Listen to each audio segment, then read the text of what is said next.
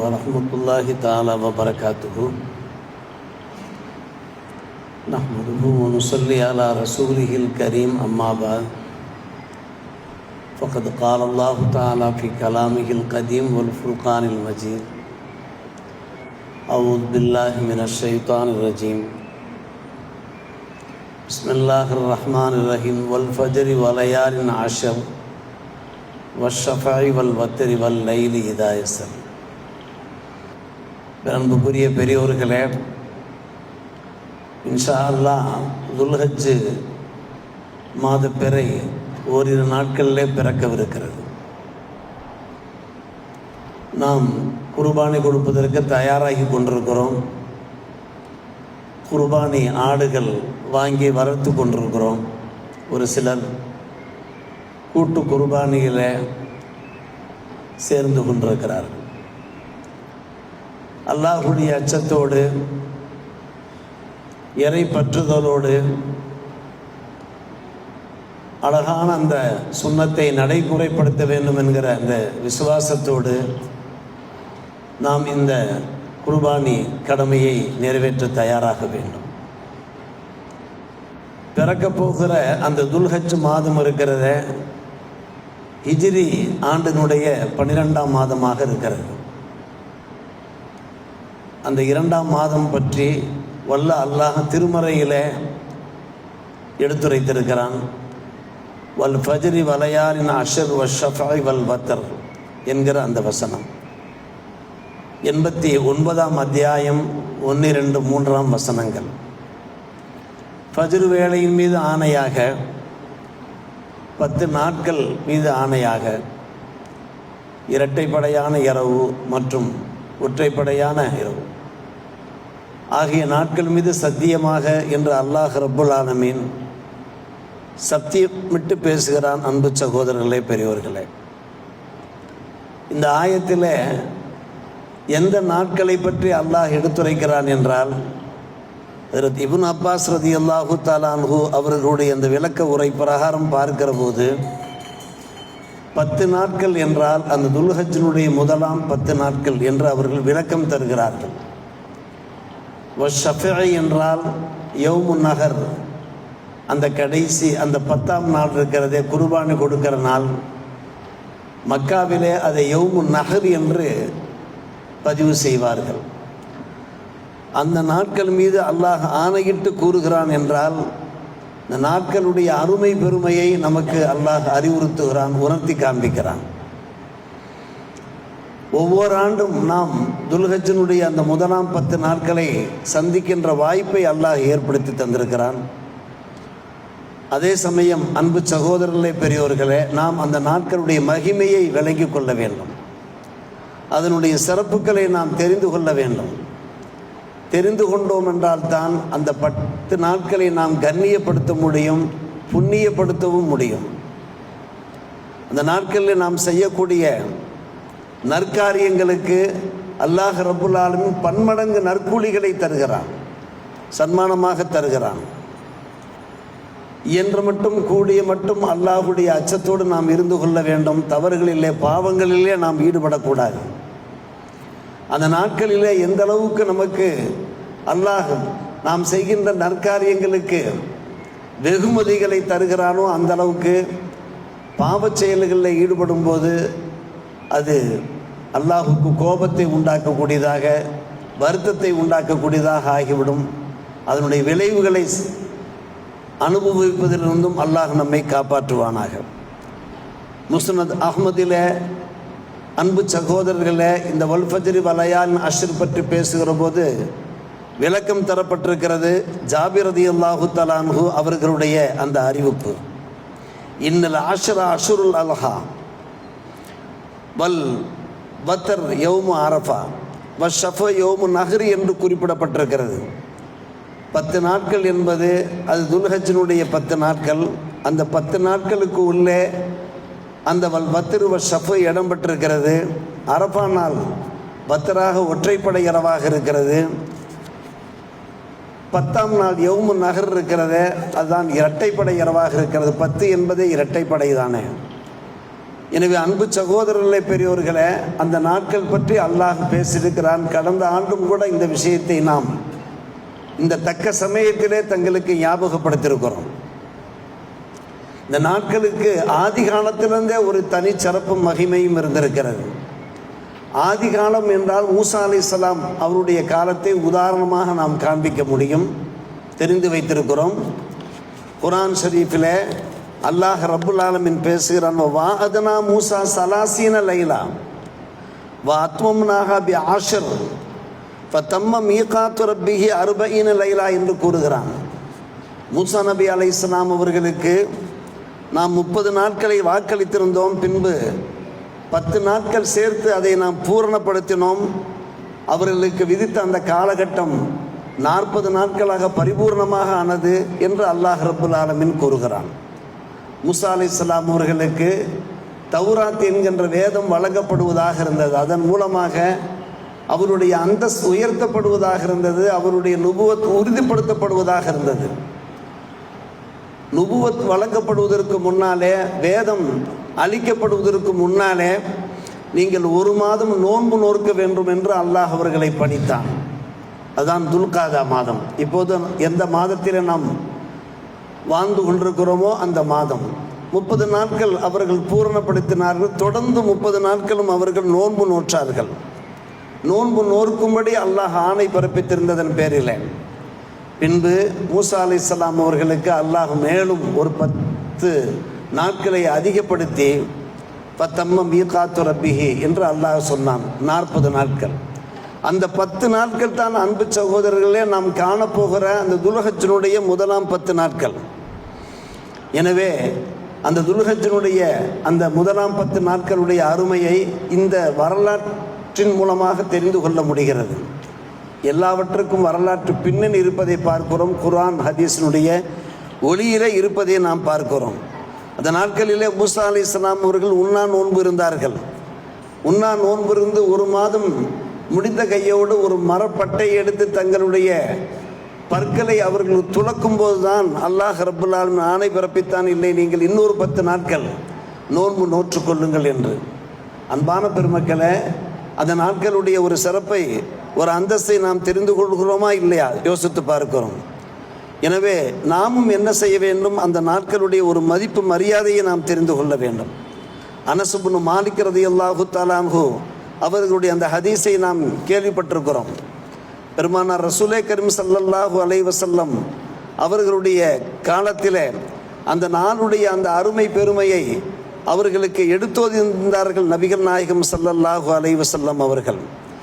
அவர்களுடைய காலத்தில் அந்த நாட்களில் நீங்கள் எந்த அளவுக்கு நல்ல அமல்கள் செய்கிறீர்களோ அது அல்லாஹ்வுக்கு மிக மிக பிரியமானதாக இருக்கிறது என்று பெருமானார் ரசூலே கரீம் ஸல்லல்லாஹு அலைஹி அவர்கள் எடுத்துரைத்தார்கள். மாமின் ஐயாமின் அல் அமலு சாலிஹு ஃபீஹின்ன அஹப்பு இலல்லாஹ் மின் ஹாதிஹில் ஐயாமில் அஷர்.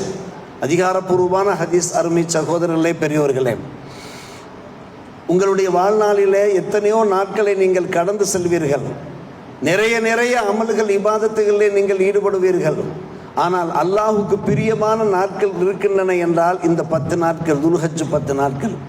இதைவிட அல்லாஹுக்கு பிரியமான நாட்கள் கிடையாது என்று நபிகள் நாயகம் ஸல்லல்லாஹு அலைஹி அவர்கள் எடுத்துரைத்தார்கள்.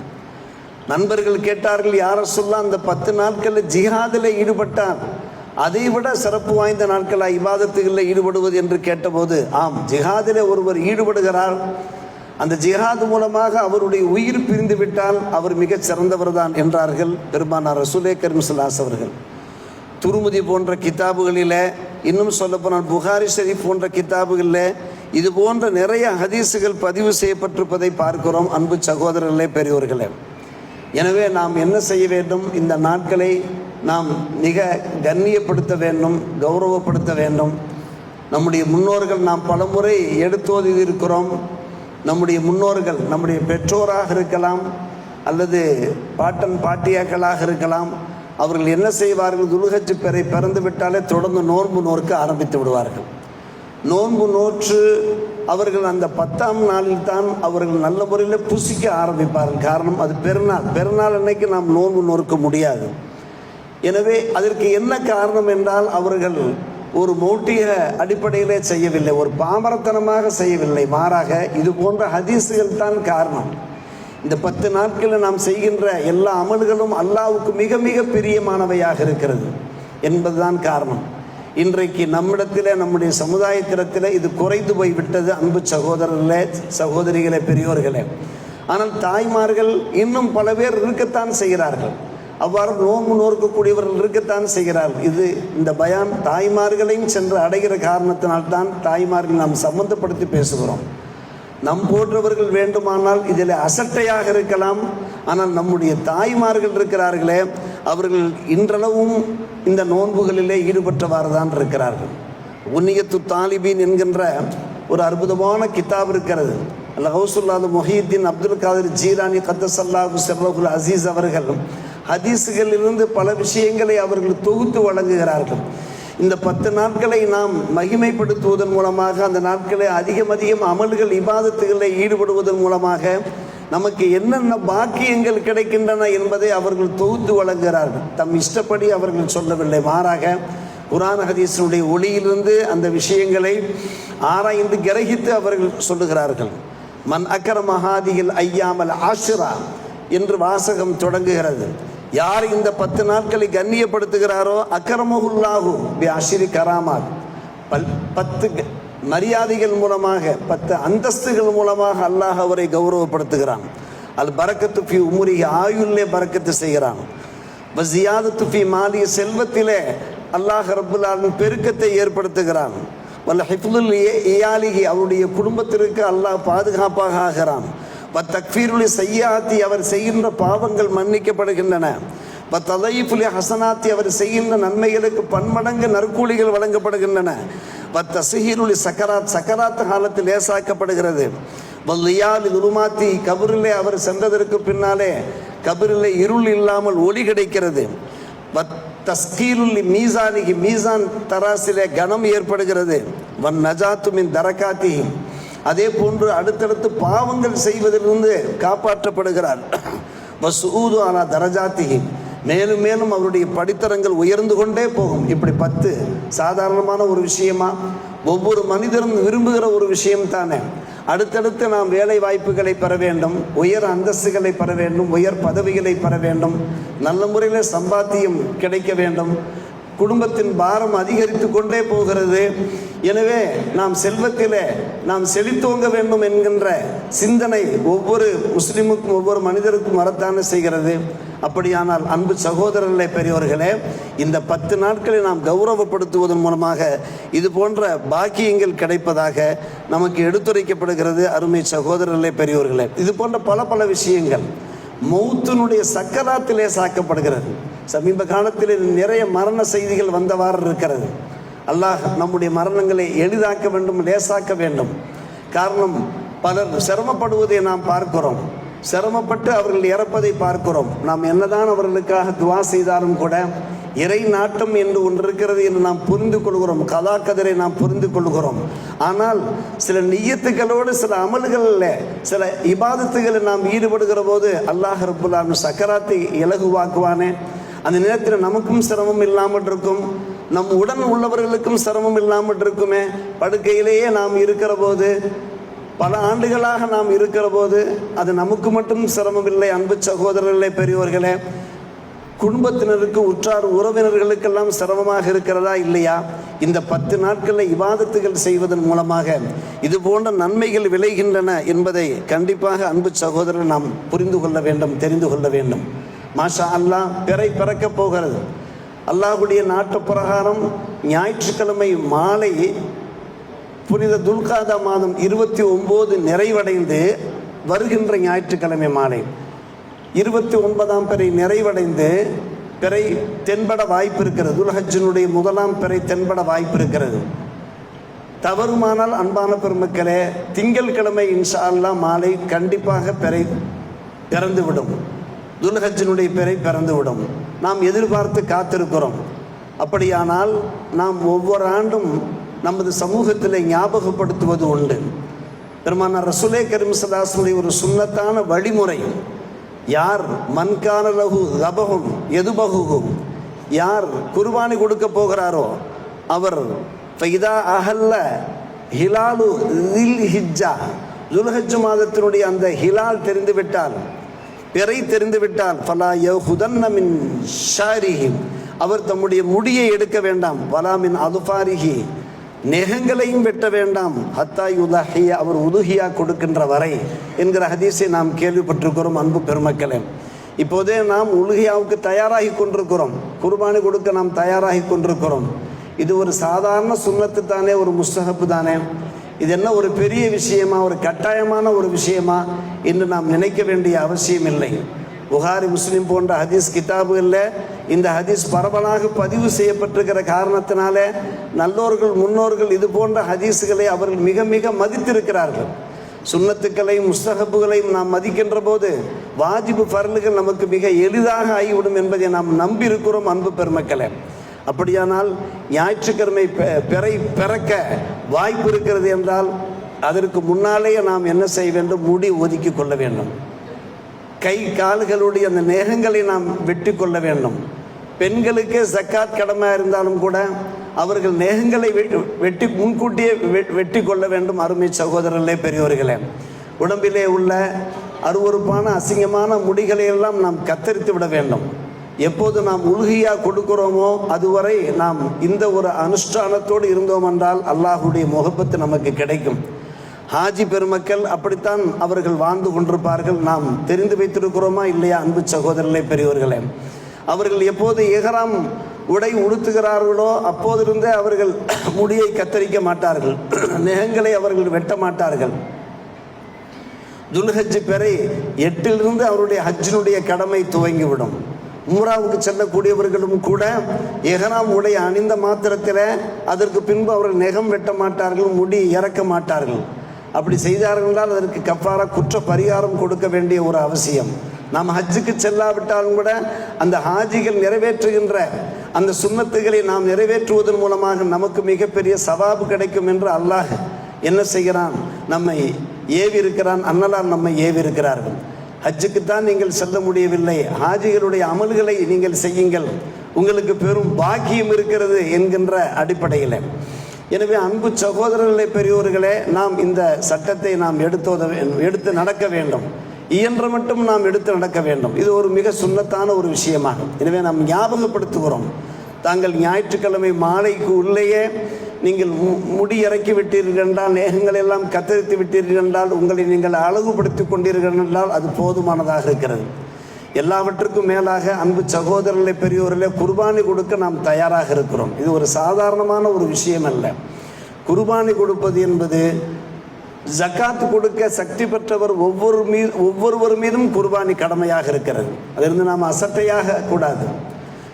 யோசித்து பார்க்க வேண்டும். அன்பான பெருமக்களே, அதாவது நாம் தொழுகின்றோம், ஐவேளை நாம் தொழுகின்றோம், அது கடமை, அதில் சிந்தித்தும் சந்தேகமில்லை. நோன்பு நோக்கிறோம், கடமை. ஹஜ்ஜு கடமையானவர்கள் ஹஜ்ஜை நிறைவேற்றுகிறார்கள், அது கடமை. அதே போன்றுதான் அருமை பெருமக்களே, குர்பானி கொடுப்பது ஒரு வாஜிபு. ஏன் குர்பானிக்கு பகரமாக நாம் அந்த பணத்தை ஹதியா செய்யலாமே, தர்மம் கொடுக்கலாமே? எத்தனையோ ஏழைகள் இருக்கிறார்கள், அந்த எண்ணத்திற்கு நாம் செல்லவே கூடாது. குர்பானி கொடுத்து அதனுடைய இரத்தங்கள் சொட்டும் போது ஒவ்வொரு துளி இரத்தத்திற்கும் அல்லாஹ் ரப்பல் ஆலமீன் நம்முடைய பாவங்களை மன்னிக்கிறான் என்கிற ஹதீஸை எல்லாம் அடுத்தடுத்த வாரங்களில் உலமா பெருமக்கள் உங்களுக்கு எடுத்துரைத்திருப்பார்கள். அது ஒரு சிறந்த அமலாக இருக்கிறது, இபாதத்தாக இருக்கிறது. எனவே தான் நாம் பெருமானார் ரசூலே கரீம் ஸல்லல்லாஹு அலைஹி வஸல்லம் குர்பானி கொடுத்த விஷயத்தை எல்லாம் நாம் இன்ஷா அல்லாஹ் அடுத்த வாரங்களில் ஞாபகப்படுத்துவோம். எனவே நாம் மாற்று சிந்தனைக்கு சென்று விடக்கூடாது. குர்பானிக்கு பகரமாக வேறு ஏதாவது தான தர்மங்கள் செய்யலாமா என்கின்ற மாற்று சிந்தனைக்கு சென்று விடக்கூடாது. மட்டுமல்ல, அன்பு சகோதரர்களே, குர்பானி கொடுப்பவர்கள் மனம் இயைந்து கொடுக்க வேண்டும், இறையச்சத்தோடு கொடுக்க வேண்டும். இப்ராஹிம் அலைஹிஸ்ஸலாம் அவர்கள் உடைய வரலாற்றை பின்னணியாக வைத்துத்தான் இந்த கடமை உருவாக்கப்படுகிறது. அவர்கள் எந்த ஒரு தக்குவாவோடு, இன்ன சலாத்தி நுசுக்கி தக்குவாவோடு அவர்கள் செயல்பட்டார்களோ அதே போன்று நாம் செயல்பட வேண்டும். ஒரு வேண்டா வெறுப்பாக நாம் நம்முடைய கடமையை தட்டி கழிக்கின்ற முறையிலே அந்த கடமையை நாம் செய்யக்கூடாது.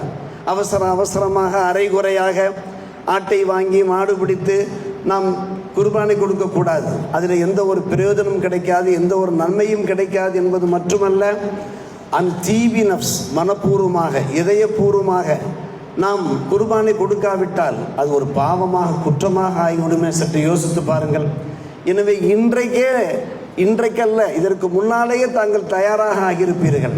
நாம் குர்பானி கடைசி நேரத்தில் கிடைக்கவில்லை, விலை அதிகரித்து விட்டது என்கின்ற ஒரு சங்கடத்திற்கெல்லாம் நாம் ஆளாகிவிடக்கூடாது. எவ்வளவு சீக்கிரமாக முடியுமோ அவ்வளவு சீக்கிரமாக ஒரு குடும்பத்தின் சார்பிலே ஒரு மாட்டை கொடுக்க வாய்ப்பு இருக்கிறது.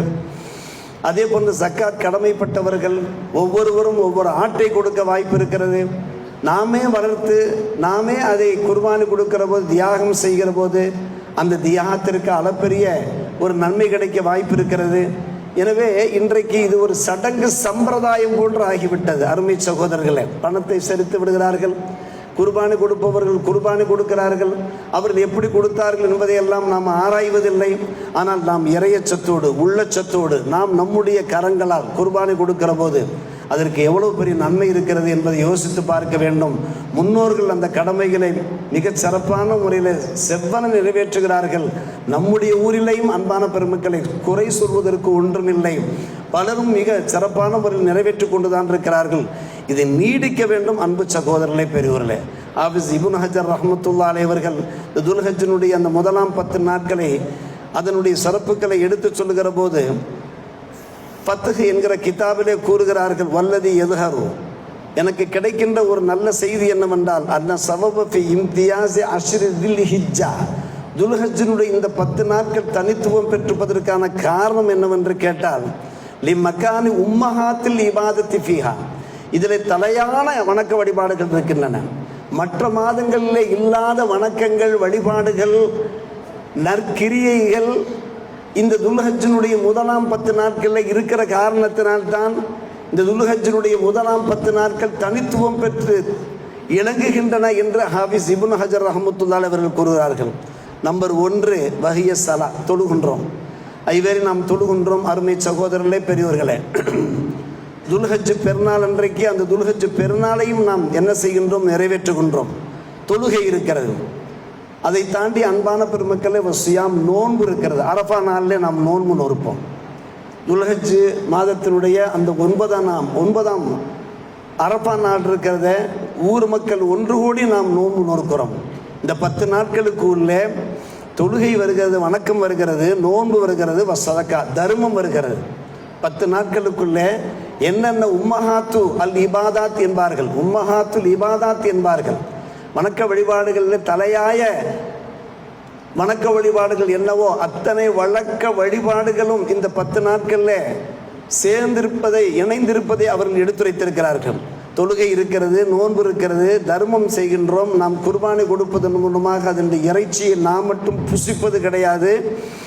நம்முடைய உற்றார் உறவினர்களுக்கு நாம் வழங்குவதன் மூலமாக உறவை நாம் மேம்படுத்துகிறோம். அண்டை அயலாருக்கு நாம் வழங்குவதன் மூலமாக அந்யோன்யத்தை அதிகப்படுத்திக் கொள்கிறோம். ஏழை எளியோருக்கு வழங்குவதன் மூலமாக நாம் அவருடைய அன்பையும் பாசத்தையும் அவருடைய துவா பரக்கத்தையும் நாம் பெறுகின்றோம். எல்லாவற்றுக்கும் மேலாவல் ஹஜ்ஜு, இந்த துல்ஹஜ் பெருநாள் இந்த 10 நாட்கள் தான் புனித ஹஜ் இருக்கிறது. இதெல்லாம் தலையாய இபாதத்தா இல்லையா? சற்று யோசித்து பாருங்கள். எந்த தொழுகை, எந்த நோன்பு, எந்த சக்காத்து இருக்கிறதோ, எந்த ஹஜ் இருக்கிறதோ எல்லாம் ஒன்று கூடி இந்த 10 நாட்களுக்குள்ளே இருக்கிறதா இல்லையா? வலா யத்தஅத்தா ஃபீ தாலிக, மற்ற மாதங்களில் இந்த சிறப்புகள் இருப்பதில்லை என்று ஹாஃபிஸ் இப்னு ஹஜர் கூறுவதோடு அபு உஸ்மான் நஹ்தி என்பவர்கள் சொல்லுகிறார்கள், ஒவ்வொரு ஆண்டிலையும் 3 10 நாட்கள் இருக்கின்றன. அந்த 3 10 நாட்களும் சிறப்பு வாய்ந்தவை தான். அந்த 3 10 நாட்களில் துல்ஹஜ் 10 நாட்கள் மிகச் சிறப்பு வாய்ந்தவை. அது என்ன 3 10 நாட்கள்? ரமதானுடைய கடைசி 10 நாட்கள் நாம் அறிந்த ஒரு விஷயம்தான், அதை விலைக்கு சொல்ல வேண்டிய அவசியம் இல்லை. முஹர்ரம் முதலாம் 10 நாட்கள், நம்முடைய முன்னோர்கள் முஹர்ரம் முதலாம் 10 நாட்களில் நோன்பு நோற்றிருக்கிறார்கள். அதே போன்று துல்ஹஜ்ஜினுடைய முதலாம் 10 நாட்கள். இந்த 3 10 நாட்களுக்கும் தனி சிறப்பு இருப்பதை பார்க்கிறோம். எனவே அன்பு நிறைந்த பெரியோர்களே, சகோதரர்களே, இப்போதே நாம் தயாராகி கொள்ள வேண்டும். துல்ஹஜ் பெறை பறக்கப் போகிற அந்த செய்தியை தாங்கள் பரப்புரை செய்ய வேண்டும். அதன் அடிப்படையில் அந்த துல்ஹஜ் முதல் 10 நாட்களில் யாரும் வணக்க வழிபாடுகளில் ஈடுபடாமல் இருக்கக்கூடாது. வேலை தொழுகையில் ஈடுபடாமல் இருக்கக்கூடாது. ஜமாத்தோடு தொழுவதற்கு முயற்சி எடுத்துக்கொள்ள வேண்டும். எல்லாவற்றுக்கும் மேலாக அந்த 10 நாட்கள் நாம் நிறைவேற்ற போகிற அந்த குர்பானி விஷயத்திலே தனி கவனம் எடுத்துக்கொள்ள வேண்டுமாய் இந்த நன்னேரத்தில் தங்கள் சமூகத்தில் நான் கேட்டுக்கொள்கிறேன். வல்ல அல்லாஹ் ரப்புல் ஆலமீன் நாம் செய்கின்ற நிறைவேற்றுகின்ற அத்தனை வணக்க வழிபாடுகளையும் கபூல் செய்து அதனுடைய பலாபலன்களை அதற்கான நற்கூலிகளையும் நமக்கும் நம்முடைய குடும்பத்தினருக்கும் ஒட்டுமொத்த உம்மத்தாருக்கும் தந்தர் புரிவானாக என்கிற பிரார்த்தனை நிறைவு செய்கிறோம். வாஹிரு தாவானா அல்ஹம்துலில்லாஹி ரப்பில் ஆலமீன்.